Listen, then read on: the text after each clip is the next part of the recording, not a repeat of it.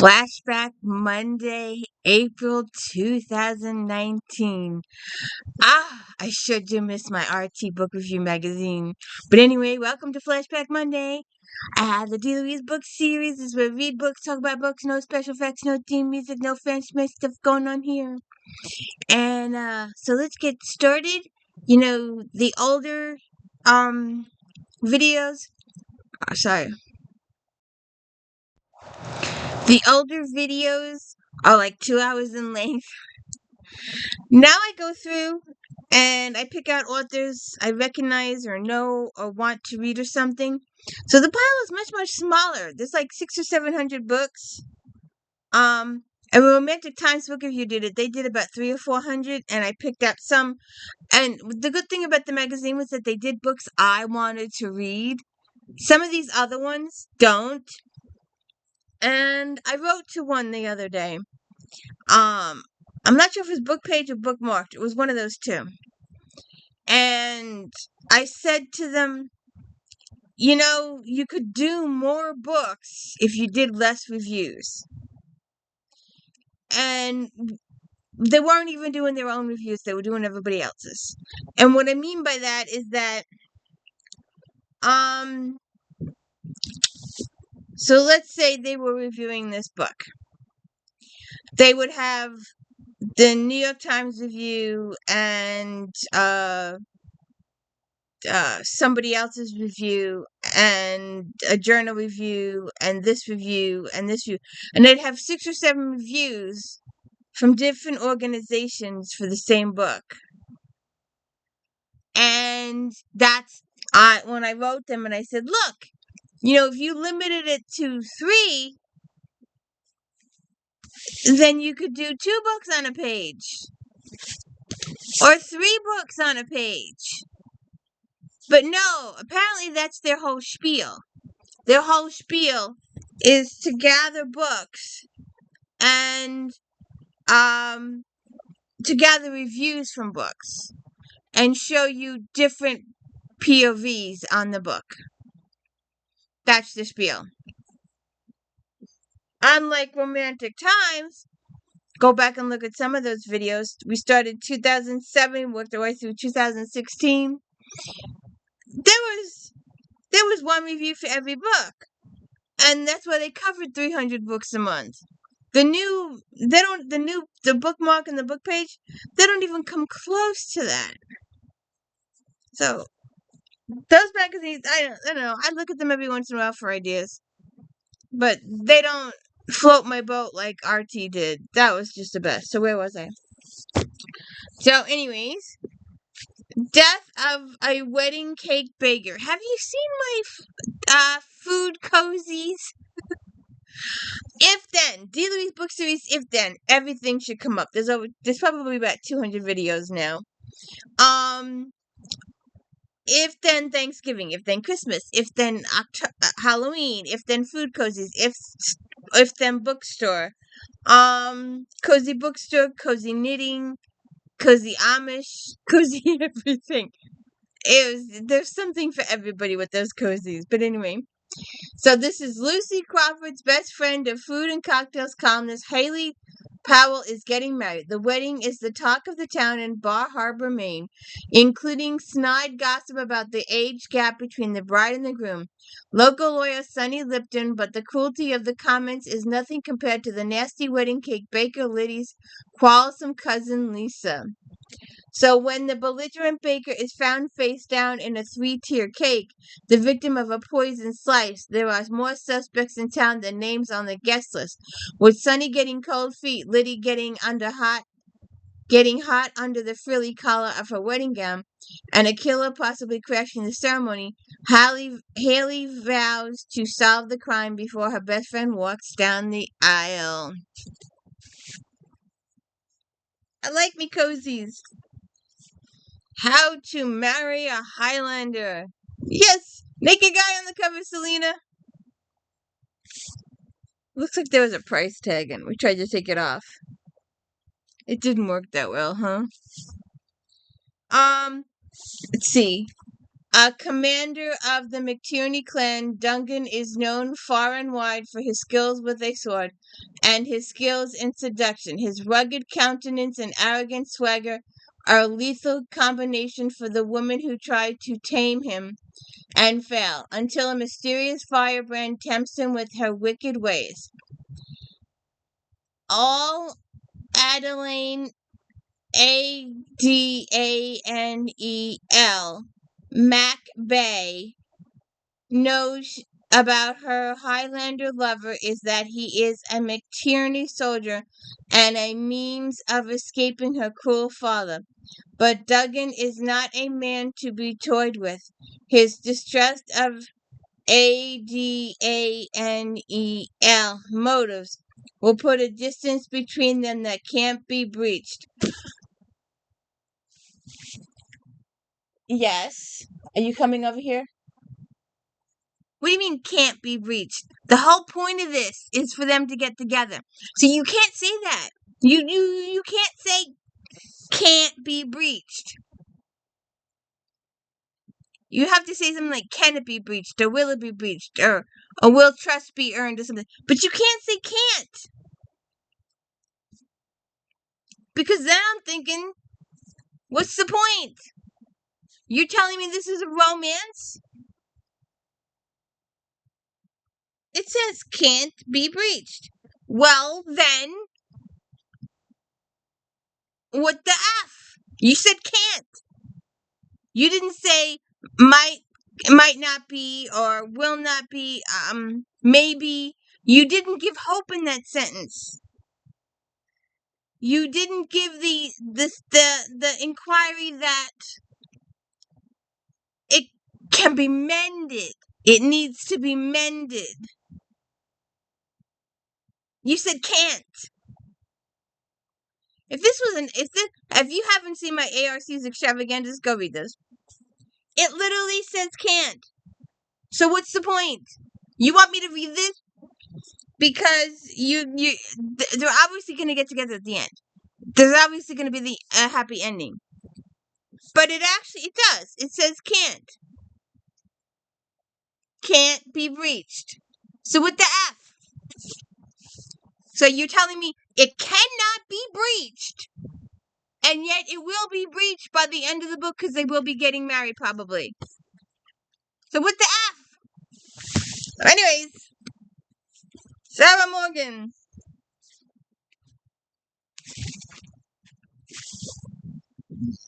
What does this say? Target. I can't even get this off. One summer in Paris. Okay, that's what that says. One summer in Paris. To celebrate their 25th wedding anniversary, Grace has planned the surprise of a lifetime for her husband, a romantic getaway to Paris. But she never expected to have a surprise of his own. He wants a divorce. Refusing to be broken, a devastated Grace makes a bold decision to go to Paris alone. Audrey, a young woman from London, has left behind a heartache of her own. When she arrives in Paris, a job in a bookshop is her ticket to freedom. With no money, no knowledge of the French language, suddenly a summer spent wandering the cobbled streets alone seems much more likely until she meets Grace. And then they probably form a friendship. But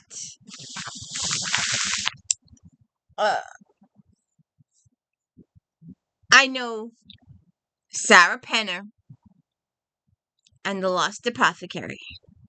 Wait a second. Now, alright, so she comes home, she's planning this big trip to Paris, and he wants a divorce, he's leaving. This, I'm pretty sure I will not read. This one, however, if you haven't seen my video on it, please go check out my video, because this is interesting. This has genealogical properties to it. This has historical properties to it. This has something else besides relationship angst. And if I'm going to read a book, I need, even a romance book, and this is really not a romance book, I need something more than relationship angst. And I will talk anybody and everybody. I recommend this book almost every day to people. This one and the Patriot that by Steve Barry. And then if you're having a bad day, like Janet, there are certain books I recommend to certain people. 18th century London, a woman whisperer of hidden apothecary shop and its mysterious owner, Nella, who sells well-disguised potions to use against the oppressive men in her life. Nella's dark world is no place for her newest patron, a precocious 12-year-old named Eliza Fanning, but their unexpected bond sparks a stirring of consequences that echo through the centuries. 200 years later, aspiring historian Caroline Parrell is running from her own demons when she discovers a clue to London's long-unsolved apothecary murders. Caroline, upended present, soon collides with an explosive history, binding the fate to Nella's and Eliza in a stunning twist that transcends the barrier of time. And what happens is, her and her husband are planning a trip to London for their anniversary. And the day of or the day before, she catches him in bed with another woman. So she decides to go to London by herself.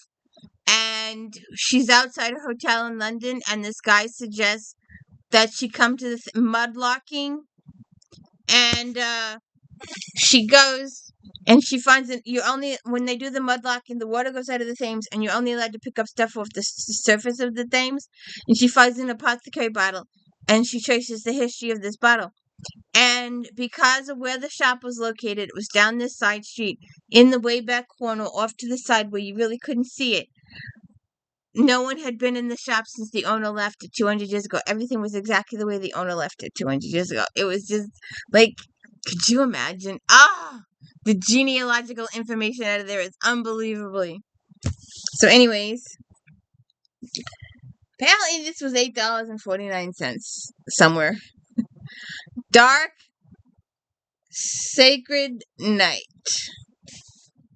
When Detective Renee Ballard returns to Hollywood Station only to find a stranger rifling through old file cabinets, she's shocked that it's retired Detective Harry Bosch working a cold case. Ballard can't let him go through the department records, but when he leaves, she looks into the case herself and feels a deep tug of empathy and anger. The murder never solved was the 15-year-old Daisy Clayton, a runaway on the streets of Hollywood, who was brutally killed, her body left in a dumpster like so much trash. Now Ballard joins forces with Bosch to find out what happened to and finally bring her killer to justice.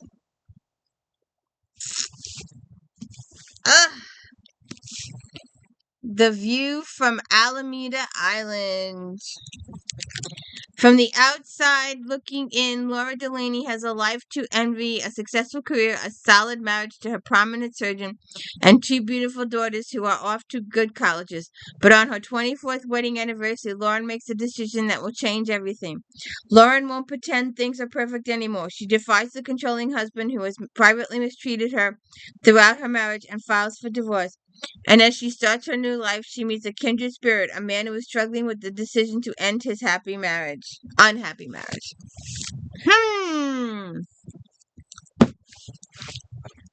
just saw it.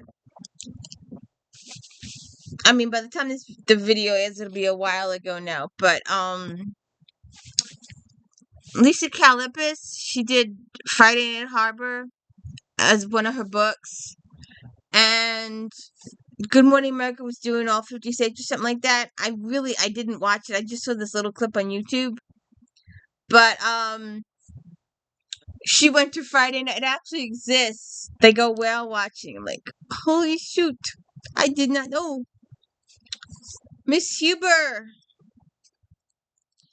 I think I've tried to read these, and I haven't been able to figure them out yet. November 1831, after fleeing London in infamy more than 2 years prior, Lady Kira Darby's return to the city is anything but mundane.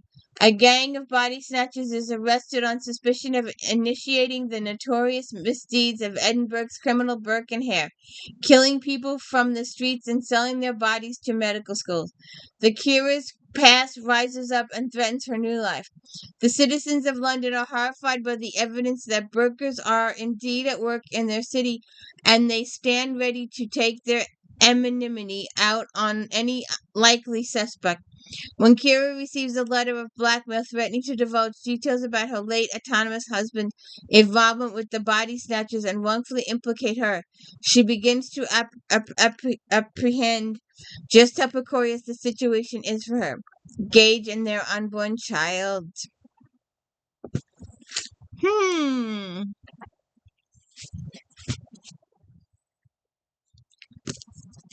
Antiques Raven, Miss Allan.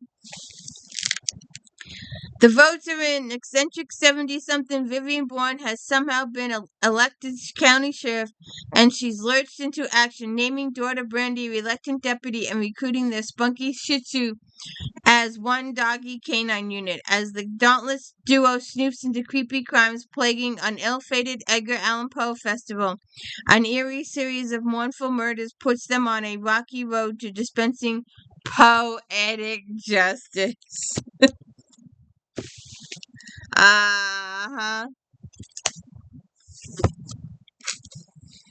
Bitter Brew. G. McKevitt. You've got to watch my Halloween thing in October. Savannah is shaken to the core when coroner Dr. Jeff Liu appears on her doorstep late one night with disturbing confession.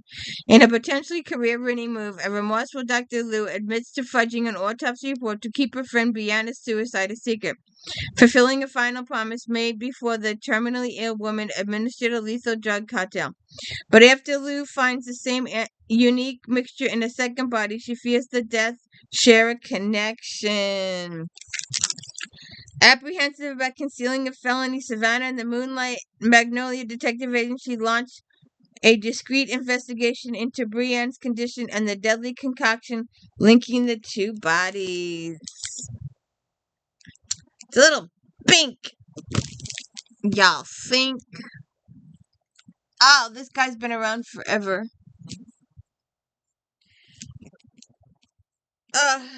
I did not know. Excuse my nativity. But I wrote the name of this book down. I wrote 1637. And when I got to the shelf, there was like 400, well, not 400, but 20 1637. I had to go to the model to find out which one was published in 2019.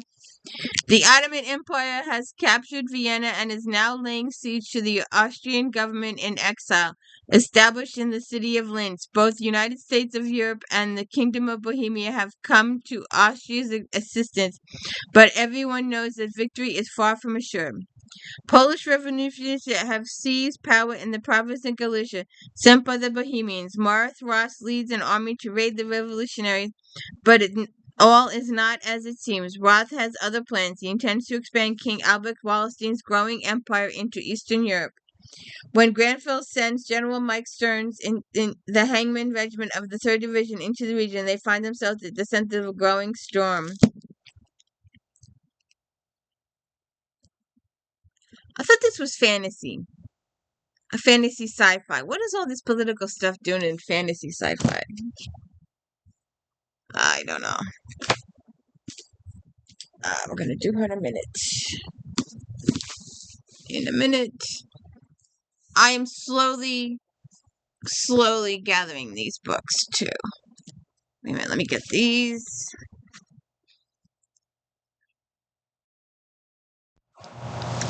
Okay, 2 weeks. 2 weeks.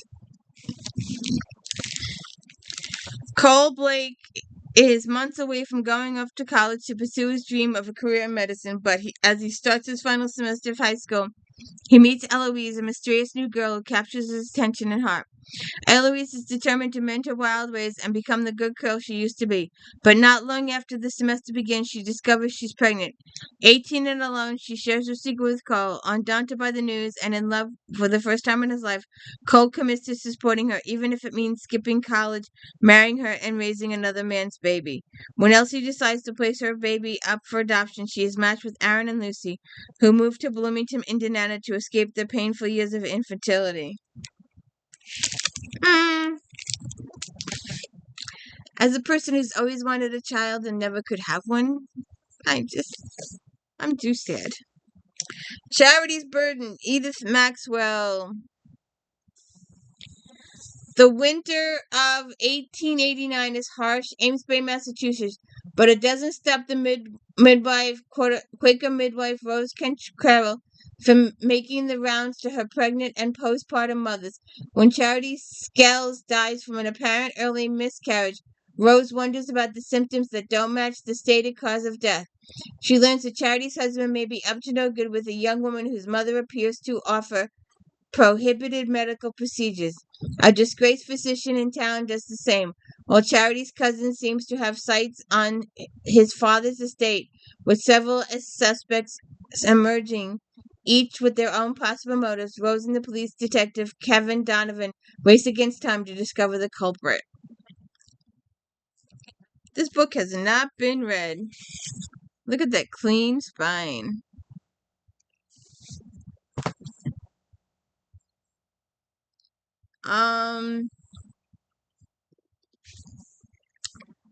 A silken thread. Miss Sawyer. Laurel Millard is 18 years old when her siblings issue an ultimatum. She must waive the right to a husband and family of her own in order to care for their mother. Not wanting to leave her beloved mama alone, Laura agrees, but secretly harbors the hope that she will find someone who is willing to accept them both. As the Atlanta Cotton Explosion of 1895 prepares for its grand opening, Laurel eagerly applies to be a silk weaver, believing the position will be her chance to capture the heart of a wealthy suitor who can afford care for Mama and allow Laura the life she dreams.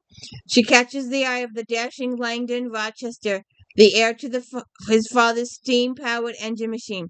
But when the disaster strikes the silkroom, Laurel makes the acquaintance of Willie Sharp, the security guard posted to protect the exhibit. And she falls in love with Willie.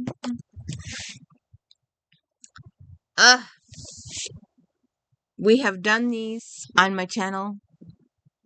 We just did one. I just did the new one a week or so ago. I swear it was not so long ago. We did the newest one. So if you haven't seen my reviews for the Scottish bookshop, she was an American and she got a job over in Scotland working in this rare bookshop, and she researches stuff for this guy who is the nicest guy in the world and is forever buying her stuff. And she met her husband. He works in a pub down the street. And the Loch Ness Papers is fun. You have to go watch my video. Delaney Nichols is delighted with her life in Edinburgh, working at the Crack Spine, a shop that specializes in hard-to-find books and artifacts. For the job she loves and her fast-approaching marriage. Oh, so this is when she marries the guy. Devastatingly handsome Scottish pub owner Tom Shanahan, Delaney's life could be straight out of a fairy tale. At least it would be if the pastor meant to perform the wedding ceremony hasn't recently passed away. As Delaney searches for another reverend, she stumbles across Norval Fraser, an elderly man obsessed with the Loch Ness Monster. Always attracted to interest and unusual, Delaney befriends Norval, but when his nephew is found dead, the police decide Norval's obsession has moved from monster to murder. With a wedding to plan, her family soon expected from Kansas. They arrive over an over-the-top Texan with a wildly valuable book. Delaney's plate is full to bursting, but she can't abandon her new friend. Determined to help Norval, she sets out to learn the truth. One day, would you like to know about the Loch Ness Monster, true or false or whatever? One day. Not to hurt it, not to experiment on it, not to anything, but just to survey that ocean floor have machines that can survey it and find out what it looks like and all that kind of stuff, but not to touch it, not to do anything to it, just to leave it alone, but just to get a picture of it. Not one of those hocus pocus pictures. Alright, I'm working my way up to doing these, and I'm working my way up to doing Stuart words. I've got both of them, I'm collecting them, and I think I've got the first one or two of both series, and I'm still hedging. I haven't. You'll see my rant about the first book when I read it for the channel. Clayton Deese looks like a small-time criminal muscle for hire when his loan shark boss needs to teach someone a lesson. Now, 7 months after a job that went south and landed him in jail, Deese has skipped out on bail, and the U.S. Marshals have come looking for him. They don't much care about a low-level guy. It's his boss they want, but Deese might be their best chance to bring down the whole operation. Then they step onto a dirt path behind Deese's rural Louisiana cabin and find a jungle of graves. Huh? Somebody built their own cemetery? I just read The Wolves Are Silent or something. I just read it like 3 days ago. So that book video is coming up soon. I love Sebastian and his wife Hero and his sparring with Jarvis and his relationship with Hendon. And there's a whole thing. It's really, really good. I think it was book 21, When the Wolves Are Silent. And it's really multi-layered too. It's a really multi-layered book. I just did the review for it, so it's like kind of fresh in my brain. But a lot of Harris's books, she goes to person A and you get a couple of M&Ms, and then she goes to person B and you get some more M&Ms, and then you go to person C and you get some more M&Ms. And after speaking to person C, you realize you didn't get everything from person A, and you got to go back to person A, and then you do B, and you go round the robin, and each time Sebastian talks to these people, he gets an extra kernel of information that helps him solve the case. In this new one, When the Wolves Are Silent, it doesn't work that way. It's different. There's a lot of different people that are pursued in this. And my one pet peeve is that Hero should use her funding. Her and Sebastian, maybe they should start a school or an orphanage or something for these people. Just try and help these people just a little bit. I know she gives them a couple of tuppence, whatever, when she interviews them. But, I don't know. Especially the orphans. She should teach them how to read and write and stuff like that. They should make a school. They have enough money. Who Slays the Wicked? London, 1814, when sadistic young Lord Ashford is found brutally murdered in a silk-hung, blood-soaked bed.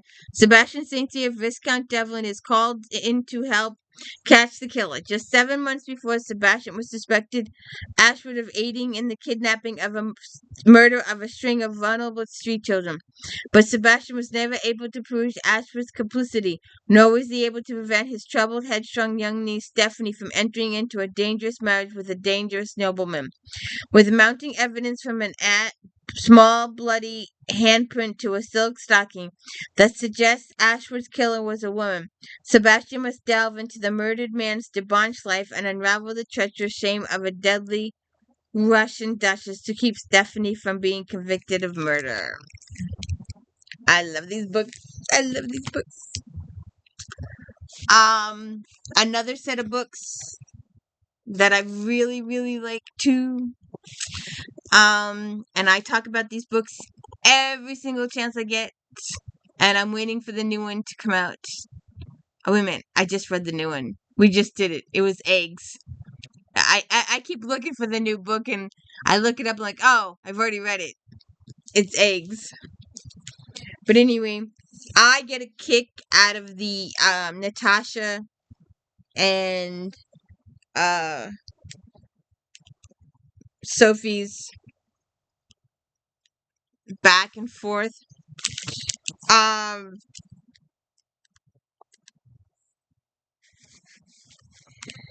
Dear Sophie, my new mother-in-law wins the local pie contest every year. The recipe for her pie crust is top secret, and his family makes a huge fuss about it.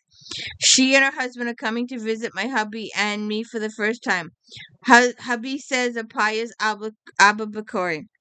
We each of her own daughters-in-laws bakes a pie for her visit. I'm terrified. What do I do?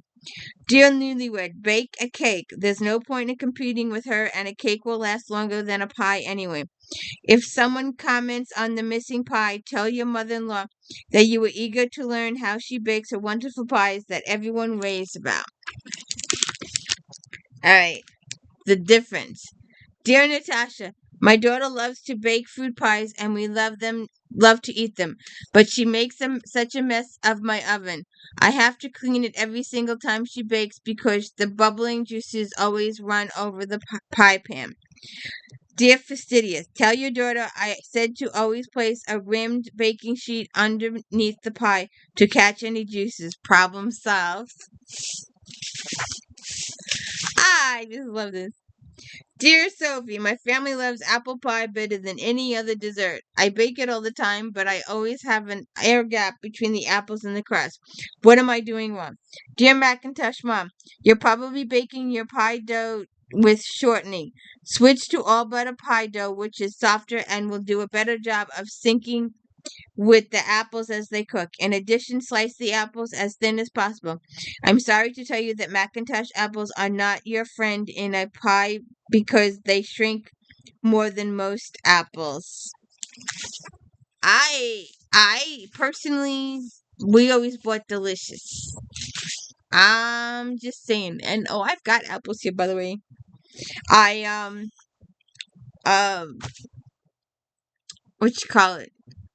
I said the other day, I put out a survey on YouTube. No one responded to my survey because YouTube doesn't show it to anybody. But anyways, we were doing Outlander, and I said, "What does this have to do with Outlander season 7?" And no one got it. No one got it. So this season 7, they do some filming in Fort Ticonderoga. Fort Ticonderoga is upstate New York. Upstate New York is apple country. Just saying. I know it was a long stretch, but nobody in creation got it. Dear Sophie, how do people make this beautiful pie crust edges? I've been trying for years and they always look mango. Believe it or not, I find it easy to use the second joint in my fingers. With one finger on one hand and push the dough through 2 fingers of the other hand. If that doesn't work, make a rope with a leftover dough and use it as your edge. It's always lovely. My mother used a fork. She'd go around the edges with a fork. That's how she made her edges. Because she was a Virgo. I just love these books. I do. I love the letters. I love the letters.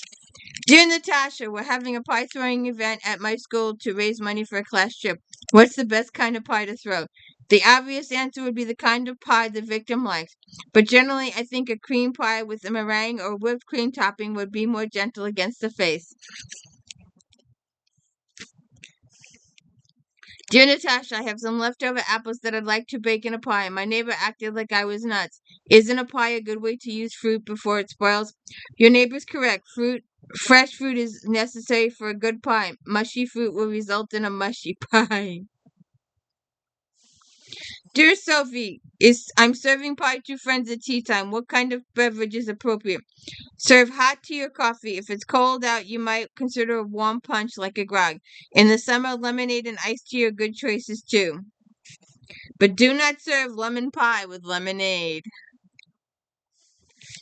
Dear Natasha, I love the taste of butter pie crust, but I have such a trouble with them. Do you have any tips? Making your crust using oil, it works fine and it isn't as finicky. Dear Natasha, my father insists that his mom only baked her pies in foil pans or metal tins, and her pies always had crisp to them. It stands to reason that metal would convey heat better. However, the appearance of metal pie tins is ghastly. If you bake in metal, please pop the pie into a pretty pan if you want to show it off at the table. I had this problem. I was baking a layer cake, and the first layer popped out of the pan perfect. So I icing on the layer, and then was gonna flop the second piece on top, and I flopped the second piece on top, and it literally split and spread and went everywhere. And that was the end of that. I mean, it was still good to eat, but I have such a problem transferring my pie dough to the pie pan, it always breaks apart. Roll the dough out between 2 sheets of parchment or wax paper. Gently roll it with paper over your rolling pin, removing the back of the sheet of paper. Unroll it in the pie pan and remove the top sheet of paper. But how does that work with a cake? Anyways, where was I? Oh, yes. The DIVA sweetens the pie. Nothing heats up Old Town like quite the annual Pie Festival, and this year is no exception, especially since Sophie's professional rival Natasha Smith is barred from participating. Sophie, meanwhile, has been asked to oversee the pie-eating contest, but the drama really rolls out when the celebrity judge, Patsy Lee Presley, host of television's most popular cooking show, bites the crust during the competition, and Sophie's friends are suspects of the crime. As the folks of Old Town dish the tough truth about Patsy's mediocre rise to domestic stardom begins to leak, it turns out that Patsy's sweet exterior hid a sour side, which alienated many of her closest allies, including a jilted ex-husband, a bitter ex-mentor, and a jaded ex-best friend. See, now I forgot what I was going to say. I had something...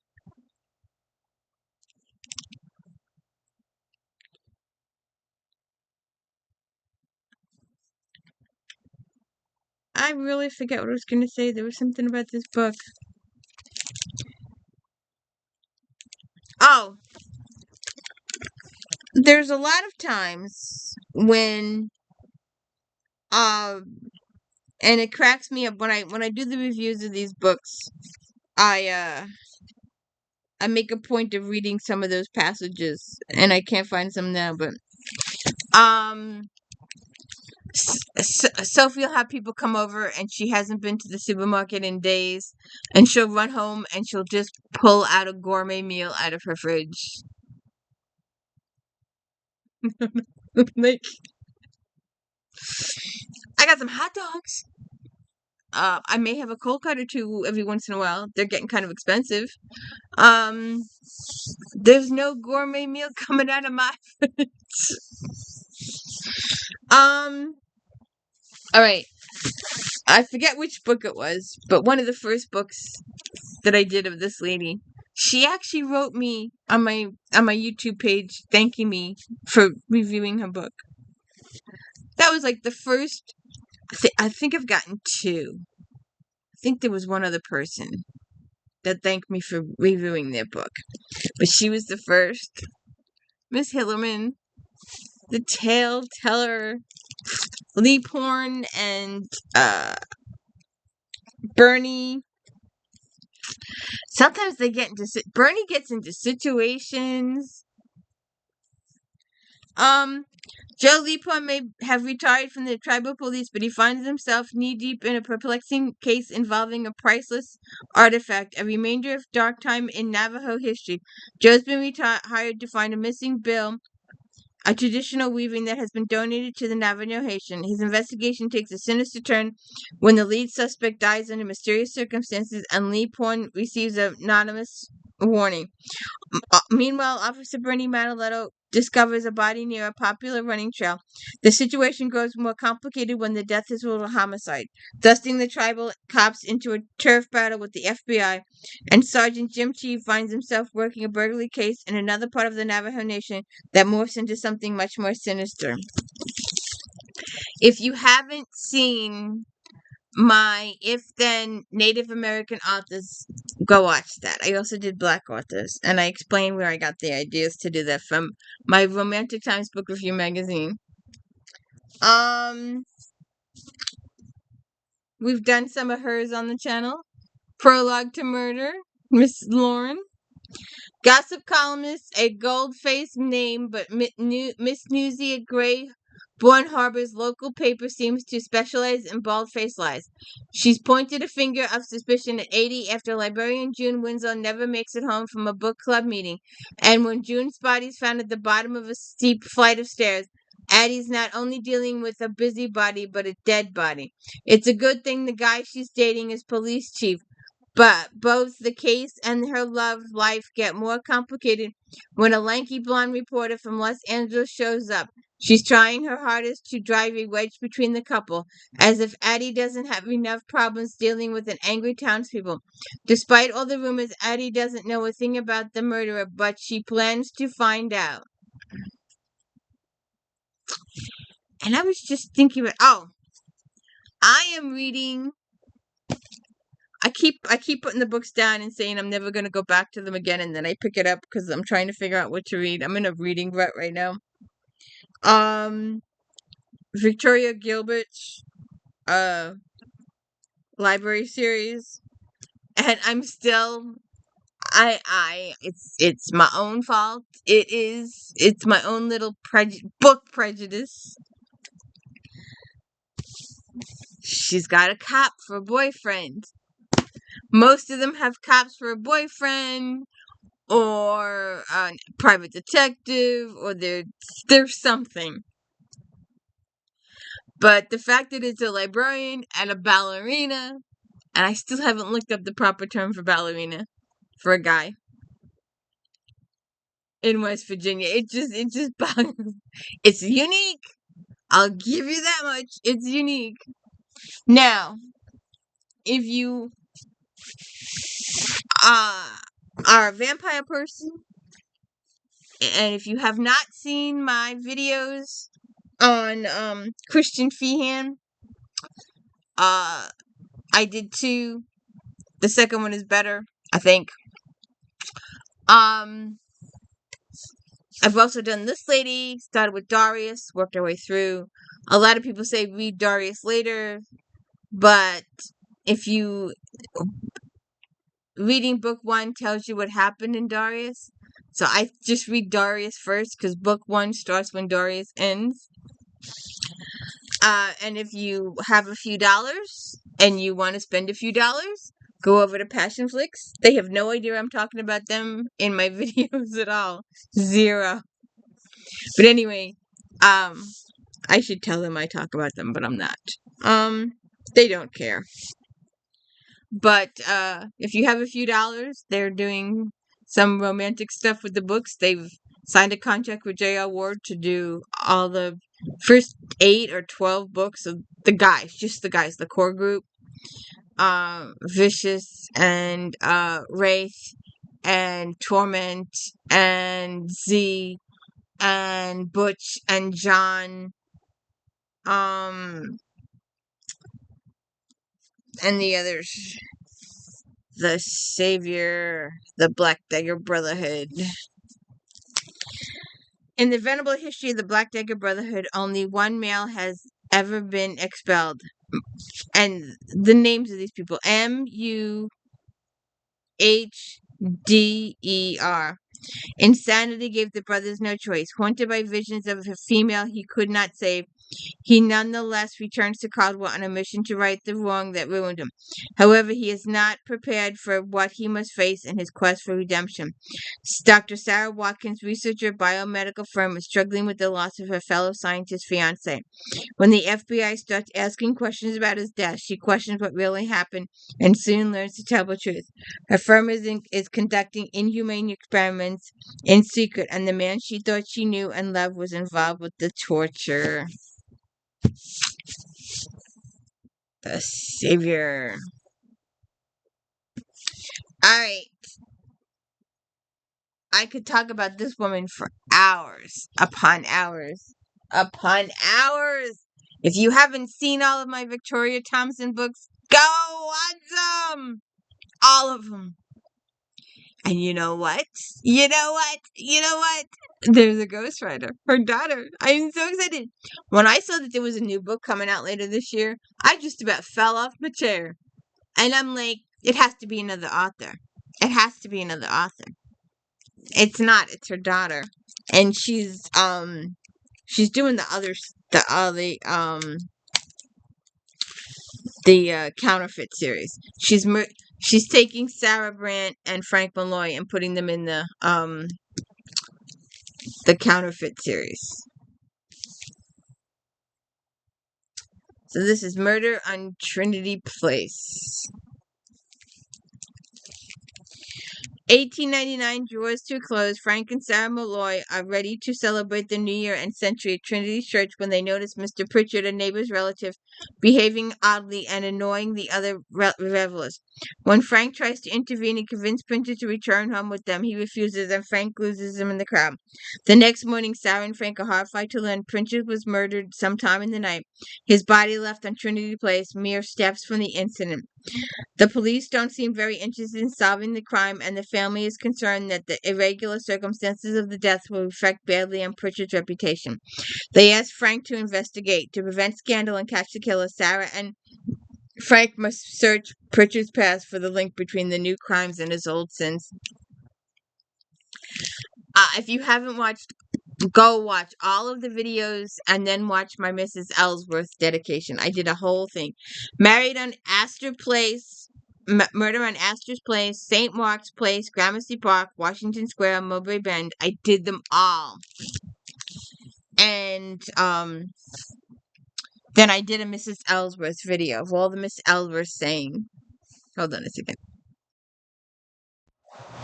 If you haven't seen my Arjunos, go watch my Arjunos. I think I did the first 15.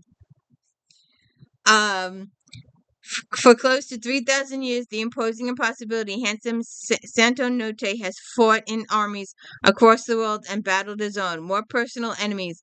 Of all the places he might expect to encounter his life mate, a quiet corner of upstate New York doesn't seem likely. But as soon as he makes contact with history professor Petrolia Stone, while hunting down a suspected rogue immortal, he knows that she will be the greatest adventure of his life.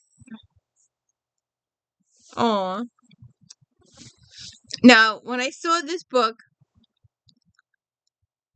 and I might have to go read these again. I would like. Have you seen that TV show Ghost? And I've been watching a lot of those.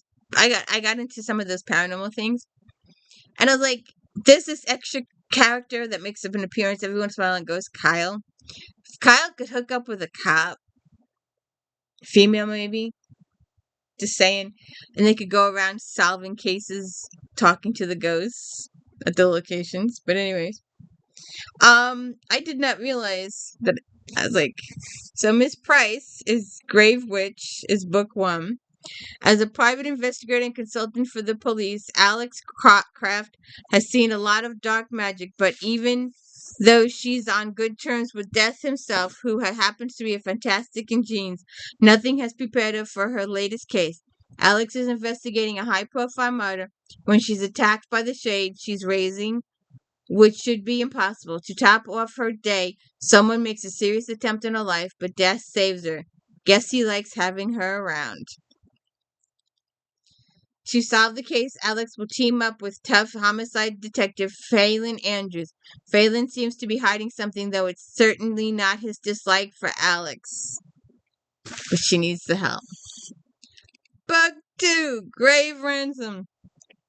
Grave Witch Alex Kraft is no stranger to the dead talking. She raises shades, works with ghosts, and is dating Death himself. But the dead walking, that's not supposed to happen, and yet reanimated corpses are committing crimes across the city. When Briar Dagwood of the Magical Crimes Investigation Bureau gets involved, Alex finds herself with an unexpected ally of sorts. Grave Dance. After a month spent recovering from a vicious fight with a sorcerer, Grave Witch Alex Kraft is ready to get back to solving murders by raising the dead. With her love life in turmoil thanks to the disappearance of Faye Investigation Bureau Phelan Andrew and a shocking L-word confession from death itself, Alex is eager for the distraction of work, but her new case turns out to be a deadly challenge.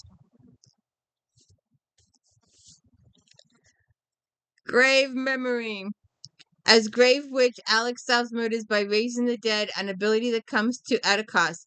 After her last few cases, the cost is rising, but her magic isn't the only thing causing havoc in her life. While she's always been on friendly terms with Death himself, things have recently become a lot more up close and personal. Then there's her sometimes partner, Agent ALLAN Phelan Andrews, who's under the glamour of the Winter Queen. To top everything off, her best friend has been forever changed by her time spent captive in Fairy. But the personal takes a backseat to professional when a suicide occurs in Necro City and Alex is hired to investigate. The Shade has no memory of the days leading up to his brutal ending, so despite the very public and apparent suicide, this is murder. Grave Visions. If you want Alex to hear voices from the dead in Nico City, you call Alex Kraft. She's a grave witch with reasonable race and extraordinary powers who specializes in revealing the secrets of the dead. But when she discovers her own secrets, she's not human, and her newly discovered heritage is causing havoc for both in the human realm and in Fairy. Faye can't survive without a tie to Fairy, and now that Alex's true nature has awoken, she is no exception. She must align herself to a court, and soon. To retain as much freedom as possible, she makes a deal to track the source of a new glamour-infused street drug, which causes hallucinations that kill, and not just the user. Her investigations entangles Alex in a conflict brewing in Fairy. She must find answers before she's dragged in so deep that she not only loses her freedom, but her life as well. And the book that came out in 2019, Grave Destiny. Alex is still trying to come to terms with her changing powers and growing ties to Fairy. When a case she'd rather avoid falls into her lap, a Fae prince desperately needs Alex to investigate a politically sensitive murder. She reluctantly agrees to take the case, bringing FIB agent Phelan Andrews along as her backup. But as Alex begins to delve into the mystery, she realizes that the intricate web of alliances and intrigue in the Fairy courts is strained to its limits. War is about to break out, one that threatens to spill over into the mortal realm. This murder is tied to the center of centuries-old arcane unrest, and if Alex isn't careful, she may follow the twisting path right into the grave end. And that is the end of April 2019. If anybody has any ideas for future if-thens, let me know in the comments. Please hit the like and subscribe. Don't forget to check out If Then Fridays, Star Trek Next Generation Recaps Fridays, Star Trek Voyager Recaps Fridays, JD Rob Saturday, unboxing, and ARC extravaganza depending on what's going on that week. Flashback Mondays, and of course my daily book reviews. And every night at 7:45 on the D. Louise book series, we're talking Diana Gabaldon's Outlander series. Have a good one.